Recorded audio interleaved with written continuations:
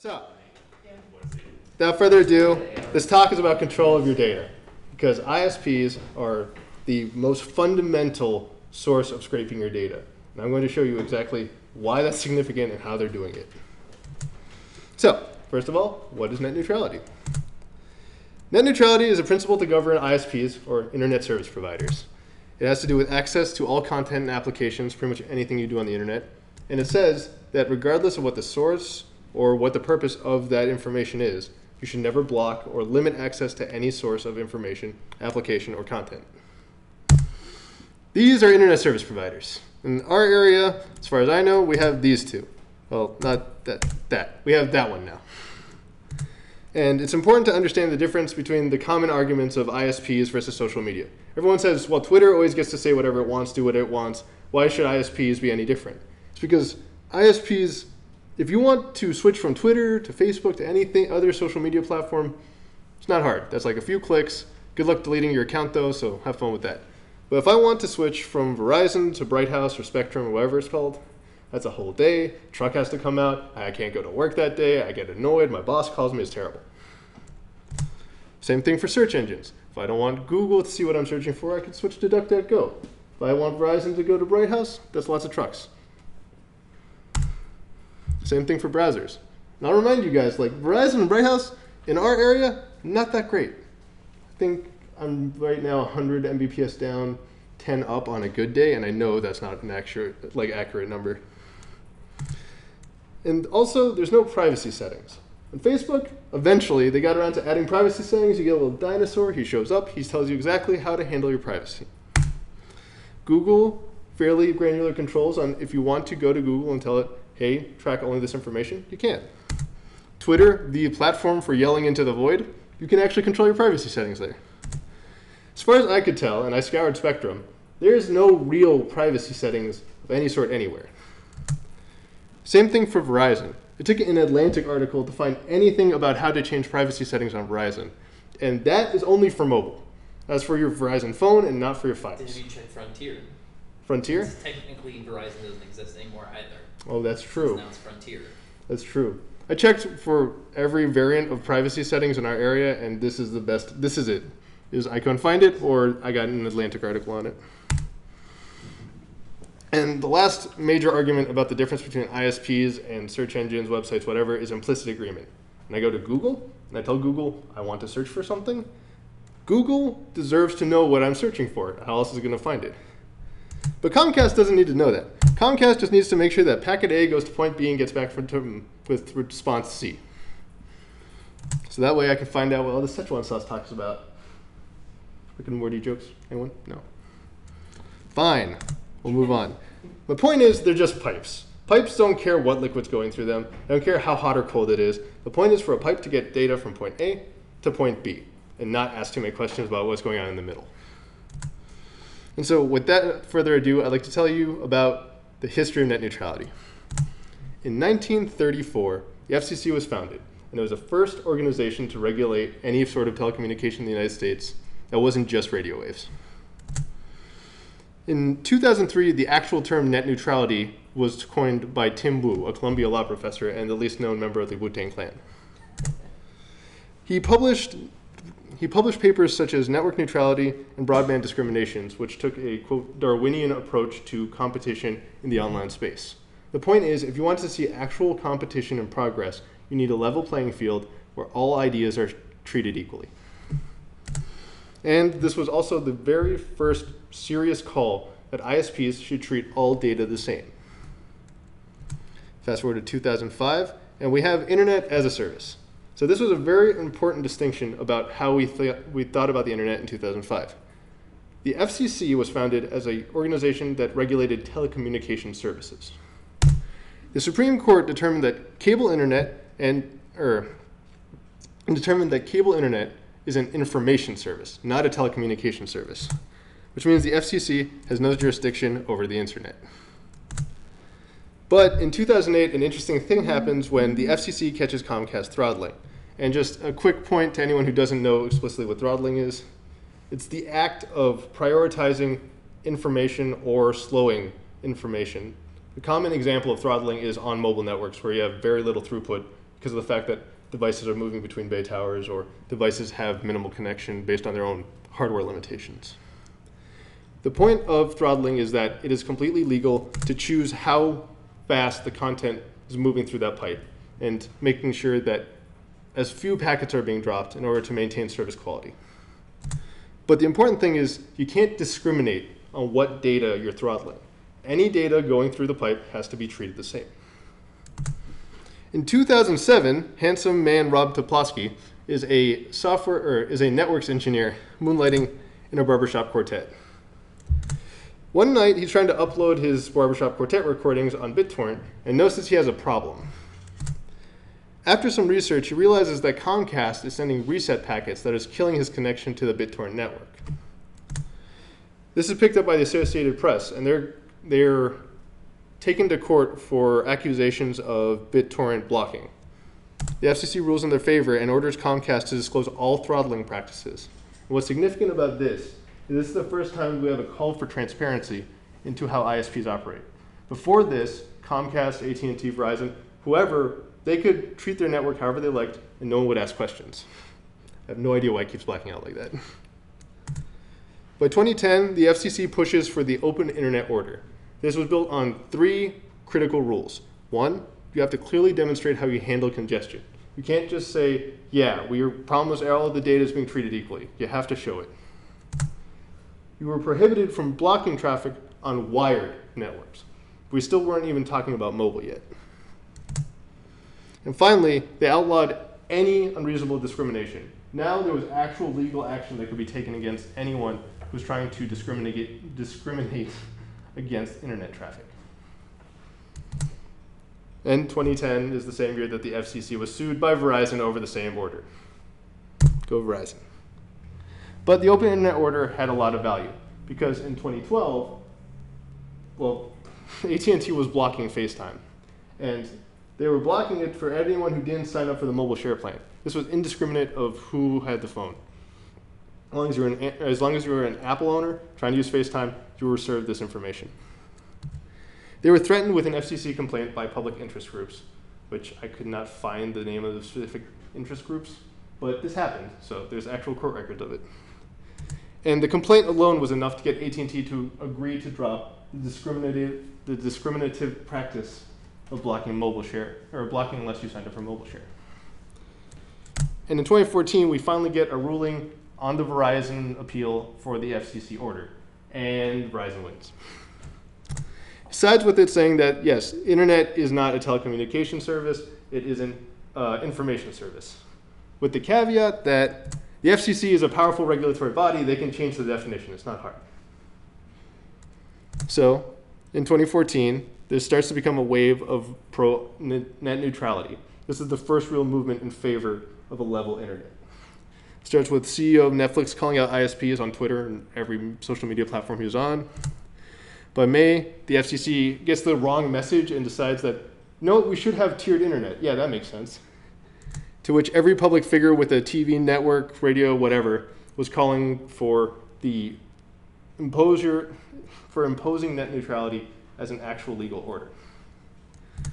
By August, the FCC has received over 4 million comments in favor of net neutrality, which was way more than the Janet Jackson nip-slip situation. By September, the major internet websites were taking part in the Internet Slowdown Day, trying to give customers a taste of what the internet would feel like if there was a tiered internet with slower lanes. And by November, Obama was on board calling for Title II reclassifications of the internet. In 2015, the proposal for net neutrality as a Title II utility finally gets to the FCC. And they also plan to extend it from just wired networks to mobile networks.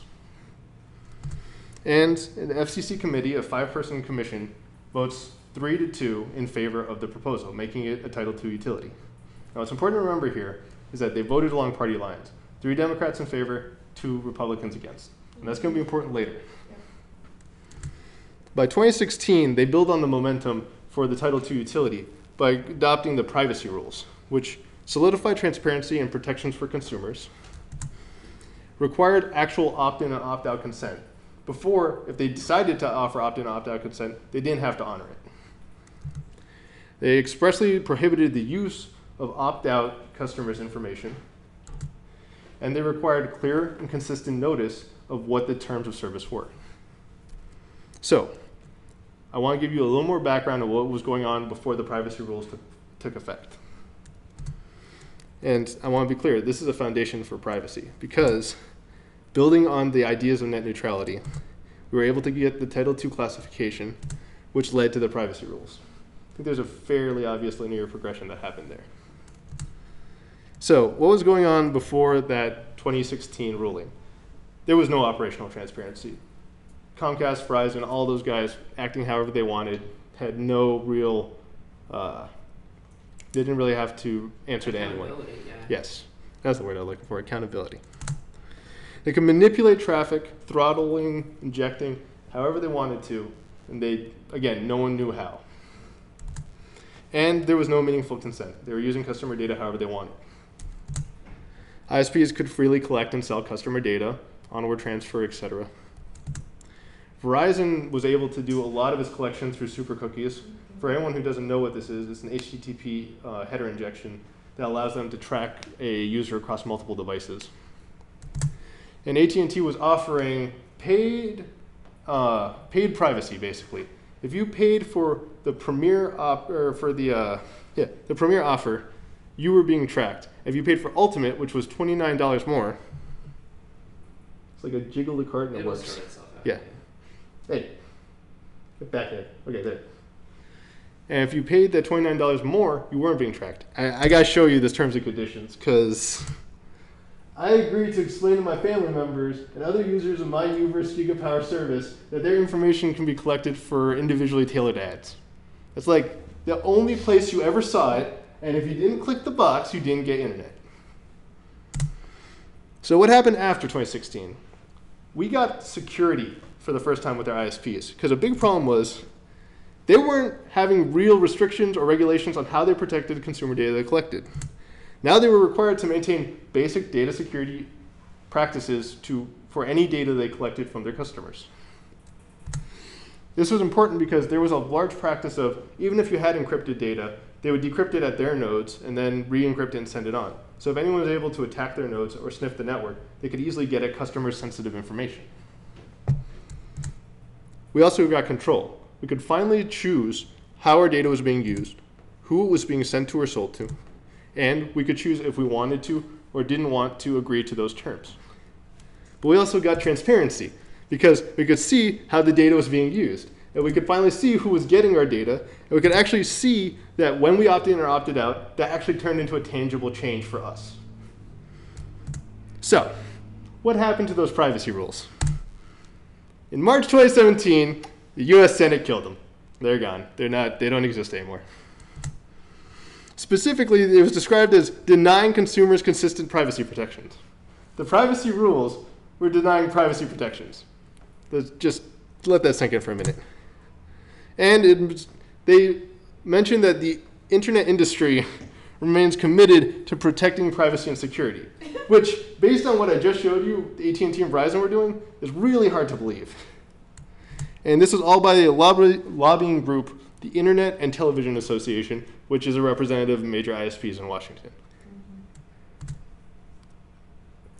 Net neutrality is the next person on the chopping block. Basically, if they can knock out net neutrality, they can knock out Title II and any expectations thereof from the FCC. And they have some great arguments, like doctors are going to have to share the same pipeline with people streaming illegal content and porn. Said by Senator Ron Johnson of Wisconsin. There's too much rhyming there. It's just great. It's just great. He wants to distinguish between doctors and sexy doctors. And I must applaud the senator because everyone loves a good pipeline analogy. I think I made like 6 by now. Anyway, I would like to remind Senator Johnson, who, using a very common argument, misses the point. Net neutrality only applies to lawful traffic. If it's illicit or is not seen as legal by the FCC, any net neutrality regulation does not apply to it.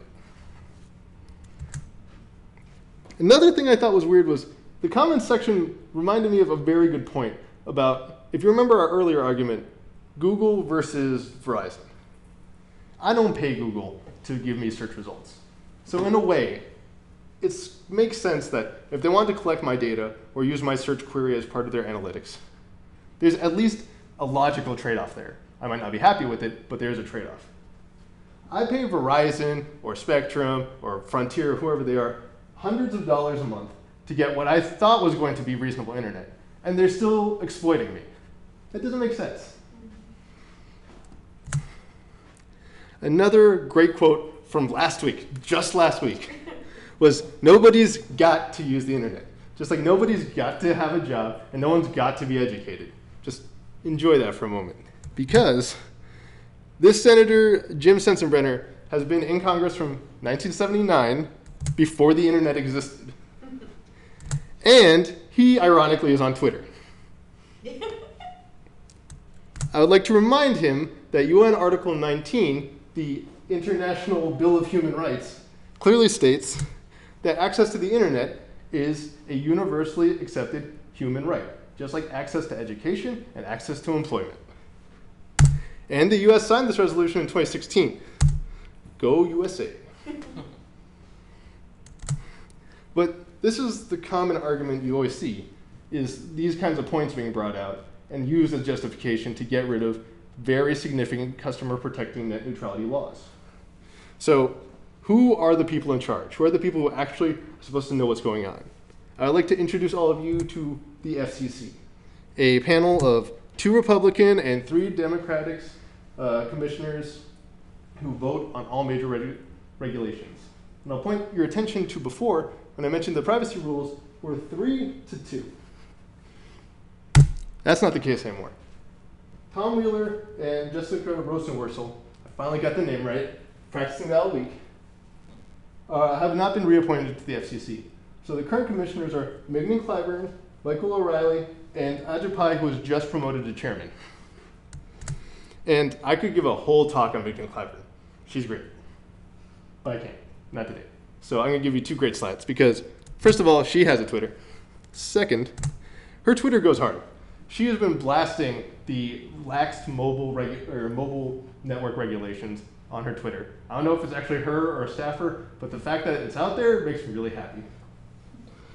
So I'd just like to say, Mignon Clyburn, you're the real MVP. This is an actual quote she said when they were trying to replace net neutrality with the new paid tier system. So you know, pretty great stuff. Who are the other 2 guys? We have Ajay Pai and Michael O'Reilly. Ajay Pai has gone on the record in December 2016, right when we saw a Republican leadership taking over our government. He expressly mentioned that he believes that net neutrality's days are numbered. And they will, as I pointed out, have a 2-to-1 majority in favor of Republicans. They intend to remove the transparency rules that come with net neutrality and the Title II classification. And they have Trump's support. So let's dive a little more into who they are. Michael O'Reilly is kind of boring. He mostly reps his own guys and mentions how great the bagels are going to be at the conference he's about to go to. So not much to say there. But the chairman, a lot more interesting stuff going on. Ajay Pai is the son of Indian immigrants. He is first-generation American, and he grew up in the small town of Parsons, Kansas. I'm going to point to a few other things, but I think these points are important because they drive at where a lot of his ideas are coming from when he says he wants to get rid of net neutrality. Because he isn't saying them blanket statement without any real cause. He usually has good points to say that they violate First Amendment rights for ISPs, they limit consumer protections, and at some level, he tries to make a solid argument. I'd also like to point out that he has a Twitter. And it's a great Twitter. I don't know how well you can read those, but the sarcasm and descriptions of his kid is pretty great. Large asteroid unlikely to destroy Earth Wednesday. That's nice. What else do we know about him? Well, 2011, he was nominated by Obama for the Republican FCC commissioner position. 2012, he was sworn in for a term to conclude in 2016. And 2017, he was elevated to chairman by Donald Trump. Another weird thing about him is he likes AM radio.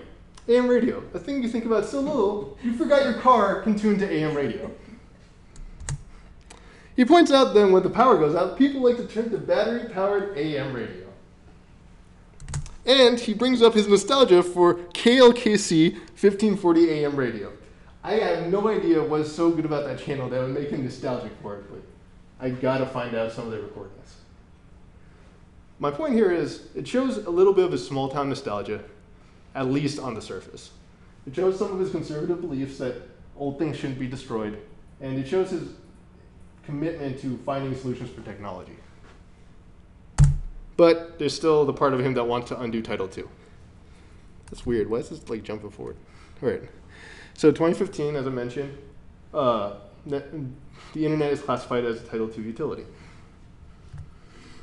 He expresses that he's in favor of a free and open internet, but he's opposed to Title II utilities.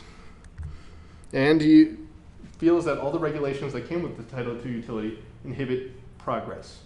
I have not gotten very many ideas of what progress means, but for the most part, they seem to be very conservatively aligned. In March 2017 was when the privacy ISP rules were overturned. Since then, there's been a commitment by him and other leaders to have AT&T and Comcast sign on to what is known as a Trust Us bill for saying that we promise we won't sell your data, but that's all you get. A big push in DC to return control of internet regulation to the FTC, which is kind of weird because, first of all, it's a telecommunication network now. Second, the FTC's regulatory power is in a weird bind because the FTC can't actually do any regulation on what is known as common carriers. So for anyone who doesn't know what a common carrier is, it's basically the government doesn't want to give you internet or phone access. Like, it's not cost effective for them to build their own infrastructure. So they turn to companies like AT&T and Verizon and say, as long as you guys give fair prices and exist in a marketplace for people, you guys are common carriers. Which in a September 2016 ruling meant that AT&T was exempt from FTC regulation. My point here is everything is in a bind. And the direction they're hoping to go under Chairman Pai's leadership is further inhibiting any chance of protecting net neutrality. But there's hope, because Silicon Valley tech giants and tech startups alike are rallying to the support of net neutrality. They express that the internet industry at all levels is in agreement that net neutrality needs to stay. Wow. And they express that startups have the most to gain, because every company on the screen right now existed at some point as a startup. There was a time when Google was smaller than Yahoo. And if net neutrality didn't exist, it would be really easy to understand how Yahoo could have boxed Google out of the marketplace. Same is true for Facebook, same is true for Twitter. Also, shout out to the breast protesters. If we got time after, I'll play you the clip. But basically, protesters went to a commission meeting and rickrolled Ajit Pai. But they rickrolled him and changed the words of the rickroll to be about Ajit Pai. It's a great little clip. Anyway, I want to take you to the far-off future, where we're totally screwed and net neutrality doesn't exist. Because an internet without privacy means that they're going to start selling our data. We're going to become products that pay to get used. That doesn't make sense. They'll be manipulating our traffic.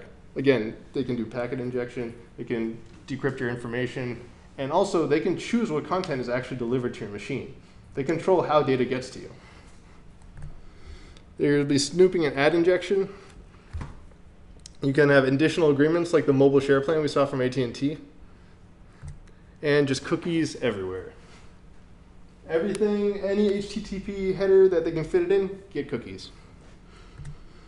If Pi is able to reverse the 2015 ruling, we'll have no more explicit net neutrality of any sort. Rules won't apply to smaller ISPs, which usually exist in rural areas. And the big problem in America is that rural areas are still trying to get internet. And people like Ajit Pai are in favor of getting gigabit Ethernet out to those people. But the smaller carriers that only service those few clients are going to have a very big advantage because there won't be any real regulation for them. And the FTC, if they end up being the people who have to deal with all this, are not going to have any actual clout because they can only act after the fact. And there have been lots of speculations that internet without net neutrality will eventually become a package plan, where you'll have to choose what plans you want to sign up for if you want to access Google or news, or for some reason the BBC is in their own category here. Why are there two different news categories? International. The second one's international. That's why. Oh, I couldn't The last one would be What's the New York domestic. Times doing? All right, that's beside the point. My point is, no one likes Monopoly. No one likes monopolies, and also no one likes the Hasbro game. And I'll point out that, again, there's less security, there'll be less transparency, there'll be less privacy, and there'll be more throttling. Now, one last point about the implications. These are all descriptions of what a telecommunication service is by the FCC's own glossary. The FCC regulates telecommunication services. So what's it going to do if it doesn't regulate these? It's not going to have a job. Like, the entire point of an ISP is to make sure that these telecommunication services down here get to the end consumer. What's their job after that? Anyway, what have we learned? There's a lot of history to net neutrality, from the inception of the FCC to how the terminology came about to the laws that govern it. We learned that net neutrality is fundamental to any hope of privacy and security on the web. We have learned that we need to participate in the comment process. We need to be vocal and point out that we do not like the FCC getting rid of net neutrality. We also need to tell Hasbro that no one likes Monopoly. We also have to fight monopolies, but I really do not like Monopoly. And everyone in DC is on Twitter. And I mean everyone. So keep skipping ahead. Make sure to get on Twitter. I know a lot of people here are on Twitter. Go contact FCC members. Contact our senators and former FCC members. And just for the fun of it, I threw in the two Republicans that mentioned the interesting internet quotes and the FTC, and tell the FTC you don't want them regulating the internet. If you want to stay up to date, some fun podcasts, very high level, are Note to Self, Big Policy Podcast, and Make Me Smart, which actually turned me on to the Nobody's Got to Use the Internet quote. And of course, I'm a big fan of Our Privacy on Reddit and the IAPP, if somehow you guys have time in your CISSP, OWASP, whatever groups. If you have time, IAPP is around. Sources, more sources, and big thanks to Defcon 813. Thanks, guys. No, that was...